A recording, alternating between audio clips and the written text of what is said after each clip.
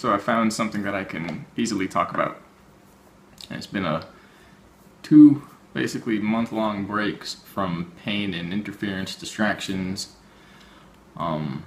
getting through it, also picking up well, that's kind of what this video is going to kind of be about, picking up cleansing, detox, herbal remedies, things like that again. And I wanted to make a video about a recent post about parasite cleanses. Beginning of the first kind of like break in making videos and like return of pain, which was constant last year for the most part, and for 7 years, but it was like not as bad. I hit like a point in 2016, pretty much like a few weeks after I first went public with the information, where I had like a medical issue. But there was some more, it was like more serious, incrementally serious information that I wanted to bring to the whole situation, and it's got messed up then, and it's just been like one after another of basically like just interference, distractions, setbacks, largely because of me putting things off, but kind of just the situation that I'm in with the circumstances and certain health situations and things like that, where it doesn't feel right. If I'm in pretty much pain, like achy pain, I don't really want to make a video. And my particular issues, there are multiple, but for the more serious ones, there's really not the more serious ones, but the ones that are basically going to influence, I don't know, me in a different way, because the other ones are serious as well. But the skeletal, muscular, basically like which is actually, I guess, tendons could be called, excuse me, fascial tissue, I guess. They're a form of that, cartilage. But those are like weird. They're crazy. If it like begins to rain, 2 days before it begins to rain, they'll feel like they're exploding because of the change in barometric pressure, and it'll make it like impossible to get out of bed some days. So it's like when that's going on, videos are kind of like out of the question. But there are other issues that are like, you know, still serious, but that's where that is. And it's been like about, I don't know, since like the last good few videos I did, and I put off multiple chats. Regardless, I'm starting to reorganize things, but the point is that I want to go back and go to that point about a month or so ago and try and start there. You know, I usually go with the flow, so if it's like they didn't come out, then I'm not going to like really push for it. But I know there are, what wants to come out now, it requires, for the most part, the information that I wanted to get out then. It's kind of like another issue. I've been for 2 days now trying to recall the specific words I used in an explanation for a friend, which I looked at the phone and was like, nah, he's going to be weirded out if I just be like, alright, let me record this real quick. And so, of course, it was like the most in-depth conversation on myth and reality and mind-body duality, and basically, I can't even like draw the words out now, but it's how psychology works, and we attempt to make sense of things in a mundane or materialistic way, but inherently the beginning and the ends, the fuzzy outside of how things are outside of our perception, how things began, how things will end, just like the larger, basically like the God concepts that come down into this world to create these experiences, they don't fit into one specific linear physical explanation or category. It's like multiple storylines, and they're mythical, and that's where we get myth from. But there's a whole explanation about how that works, and it ties into what basically went on with these time operations, and how time basically does this to us, to the point where if you look back, each person ends up with a different mythical storyline of how we got here or what went on. And it's as if the boundaries of whatever we're in, the realm, they're kind of like they fuzz out to the point where anything can be pulled from them if they're etheric or the frequencies shift. And it's as if we're in a time bubble, or a time-like curve, closed time-like curve, where everything is wrapped within kind of enigmas that can't actually be fully explained in material terms in the same way that it matches everyone's experience. That we're here in a collective reality that's from multiple different other actual possible potential realms. And there's a whole like workup on that. But the idea with this one, I've looked through and I found one that I just did, which is pretty much, you know, it's something that needs to be talked about, and it's, you could say, sufficient in terms of yeah, like something that fits for this right now, which is basically the post. I'll put a link. It's titled "Let's Talk About Parasite Cleanses," and it's a real simple one. But the idea is, even in the other talk that I couldn't recall that I'm like putting into words now, I've done like 3 posts on. It's about dichotomies, but and duality, and that the duality is really one essence wrapped around itself or inverted through, so that from different conditions or 2 different people see 2 different things, but it's really one thing. And this realm is one thing, but we see it in dichotomy because of our brains. But the idea is that with all this, that has to come to the surface from the unconscious, and everything is related to that. For instance, the unconscious, the actuality of everything is just one all-pervading reality that can't really be explained, because then you compress it down into something that is finite, which immediately brings it out of that realm.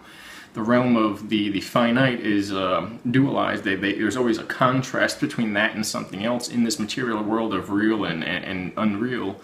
And the unconscious, where it hasn't yet been brought into manifest, but is the well of experience that everything comes from. It's actually not experience yet. It's the well of potential that is non-dual. It's transcended, but transcended.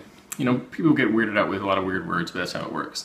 But the idea is that along with bringing these truths or these ancestral experiences and you know, call them lessons, but that's not really the right word. The other side of the nature of our consciousness and humanity, in becoming aware of all of that, we kind of have to focus and in a way cleanse the mind, the conscious mind, so we can see what's going on. And we have the situation with the distraction of the ego and that desire to refine, or not refine, but to categorize and define the experiences and the truths of what is neither or into one or the other. And in doing that, the mind, the conscious mind, it makes it so that we can have a concept we can try to break down into an objective format that we can measure, you know, through a physically verifiable system, like, you know, linearity in distance or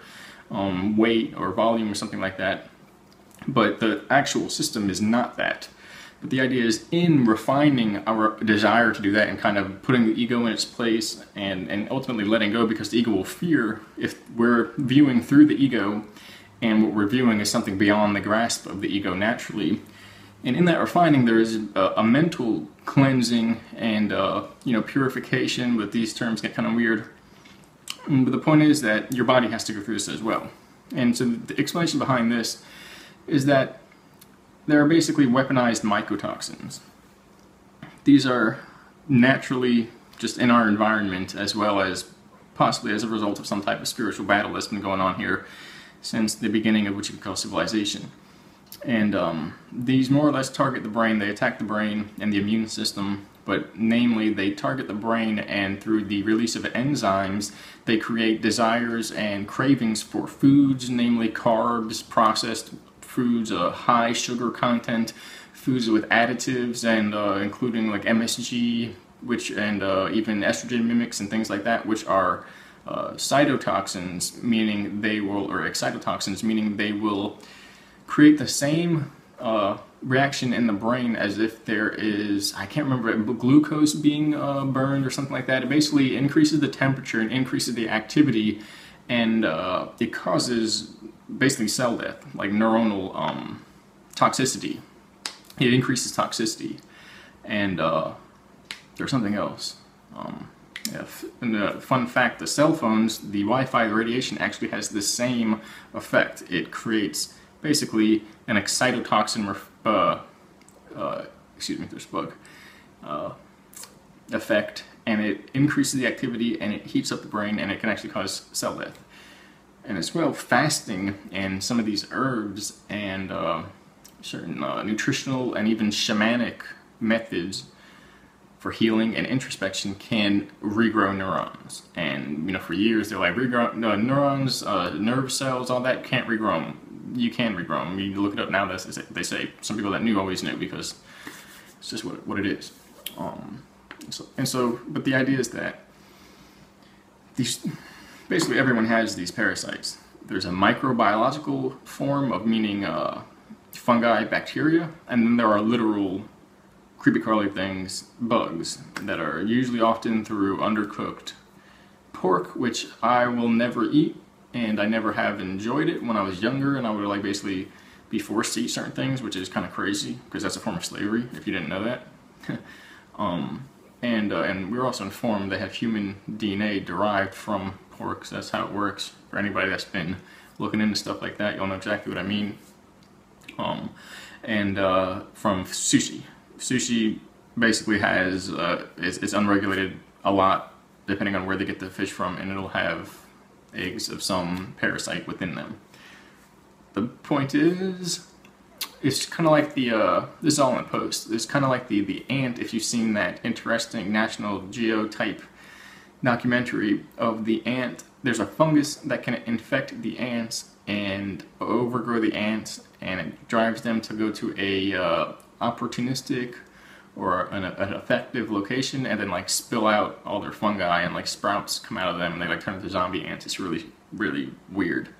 But the point is they infect the mind of the ant and get them to carry out actions that are beneficial for the spreading of the fungus. So that is what the Candida, which is the main fungus in people, does. And certain bacteria can have similar effects, but it's actually primarily fungi. But there are bacterias from, I think the T. Gardi, I can't remember, or T. Gandhi actually. There's a parasite. It's a bacteria, I believe. It might actually be a parasite, but it causes docility in men and promiscuity in females. That's proven, and so comes in from the fecal matter and fur of rats, and then goes into cats eating the rats, and then goes into the fur of the cats from them licking their fur, and then goes into people. Really weird, but that's the type of stuff that's going on. The idea is that we have to remove them by starving the high-carb, sugary, processed foods, getting back to a normal food intake, which is energizing. And by the way, I stole in good rights, nobody thinks I stole it, a tomato from one of the tomato plants, and it's crazy. It's like I haven't eaten food that fresh in years, which it's almost been, that much. So it's crazy. I almost fell over. Like I got drunk instantly. I was like, wow. So hopefully there'll be more of those. But the energy from that is the type of stuff that people need in their system. If you can just, get the exemplification of that, that's the idea. Whereas the stuff in packaged goods and processed and fast food, all that stuff is the worst. It's not the worst. It's just not going to fulfill you as much as a little tomato from your garden. And that's what your body needs, that's what your brain needs. And so the idea is we have to reduce the input of these toxic foods and essentially starve the parasites, and then ultimately through enemas and fasting. These are the primary methods of attack, along with primarily ingesting powerful cleansing herbs like ginger, cayenne, curry, turmeric with the old spelling, cooked garlic and onions, because there's volatile chemicals in garlic that can be too strong, and it will saturate the blood, and basically cause it has a heating effect on the brain. They're volatile, so you have to cut them or crush them and let them degrade for about 20 minutes. The allicin will convert to another softer, less volatile chemical, or you can cook them. And so then the slightly stronger ones, at least in my experience, I had a thing of oregano somewhere. I don't want to move because I'm like, oh, anyway, oregano oil.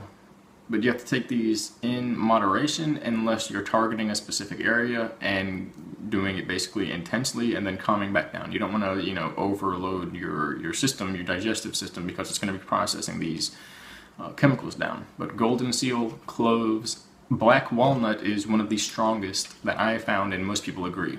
Oregano, wormwood, marshmallow root, clove seed, orange peel. And there's a little list on the post which gives some explanations from another site. But these in tinctures, I found you can put them into little capsules, okay? And with the droppers, it's easy that way because it's kind of, they're rough tasting, just to say the least. But those, basically, once you do that for a couple days, you'll notice something happening because the tiny entities, really they're beings, they're like critters literally. I guess they're like an allergic, or they're vulnerable to these herbs, these basically semi-volatile herbs, and they'll start to flush out. And you'll look into that, and you'll immediately see information on that. There's actually somebody who I just began looking into. Well, you'll see it. There's basically all types of cleanses, and there's all types of people who sometimes come up with different versions. I was looking, I'm probably not gonna be able to find it because everything's all discombobulated. But yeah, so that's just the basic rundown of that. Of course, I still try and look. Basic rundown of that. If you want to more or less move into healing, you're going to end up having to go into some form of this, and the group is exposing the lies, candida, weaponized fungus, mainstreaming mutancy. Excuse me. First time I read it aloud. The title basically wraps up everything that this is all about, and it was that's a lady, Jillian, checked the group out and the information. They're running some detoxification programs basically to see where that'll go. I actually don't know too much about the protocol, but whatever protocol you can get to that carries anything like those, this is big, pretty sure on salt water ingestion basically, which your body cannot digest and will cause a rather immediate flushing of your digestive tract if you don't, if it doesn't come out the other end, because it's very nauseating if you have a bunch of salt water. But all you have to do is hold it for a few seconds, you know, not like throw up or anything, and it'll literally just go and splashes through your insides like a water slide or something. And these are old methods. They've been around for thousands of years. There are stories about people using, you know, bamboo tubing and things like that in the old shamanic cleansings, and you look at the gurus in the yogic cleansing, and they're like basically doing the same things with the nettle pot, I think that's what it's called, water in and out through the nose, and all types of processes of cleansings. And you really want to do it before you are forced to, but you will feel the difference. And basically, here's the rundown that I didn't mention, but this is the basic idea behind it. If I can bring this back up. I mean, I don't even need that. The electromagnetic fields of the parasites, the entities, they're polarized and too weak to resist the assimilation of these spiritual, non-corporeal entities, which are basically spiritual entities that feed on the emotional charge and inhabit a person, possess a person. The person's charge is clean. They can't put themselves inside of a person. If the person's charge is clean, they can't possess a person. Spiritual beings, negative fallen entities can't possess the human body. When the person ingests these toxins, and when their mind moves into the polarized, disoriented status, basically, it weakens, and the collective charges of the bacteria, the fungi, the parasites, that becomes negatively oriented, meaning they are anti-life for a human. They're anti-human oriented parasites and bacteria, instead of the probiotic bacteria and things like that. Then what happens is, apparently it's as if there's a rule where they can be guided by these entities, and if a person is fully compromised by these parasites, then the larger spiritual entities can compromise their mind, their soul energy, basically. That's the basic understanding behind it, and apparently that's how it works. They use bacteria, they use that as an extension of their mind, of their body in this space, if you will. And they don't have a body, they have to assimilate And so it's used to get into the body. The parasites hijack the physical body, and then the mind of these basically discarnate entities hijack the mind of the human's mind, the soul, the energetic field. And yeah, so that's all I wanted to say, something quick.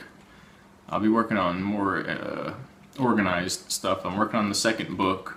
I need to refine the first one and actually put it to print or publish if I want to. I might just keep it free and write out on the internet for everyone to see, which I wanted to do anyway, but there's always ways to improve or actually get it out to more people by bringing it to the market. Yeah, I'm working on all these things simultaneously, and just taking it as I go. I'm going to have a couple more chats coming up. I'm going to go back for the ones that I put off, and hopefully things will begin to get more smooth, roll more smoothly, and we're actually also seeing these changes. You know, we've been talking about them for a while, and we're seeing a lot of them happen now. They're not going to inform you personally. That's what's going on here. The 5G is rolling out. There's all these changes in, I don't want to say political because it's a cover for real things, but basically society and attention to what's going on, and unrest, and these games being played, these agendas, and it's all coming to a point somewhere. And hopefully not a point, but a new system. Look at the new last thing. Look at the new or check out the new.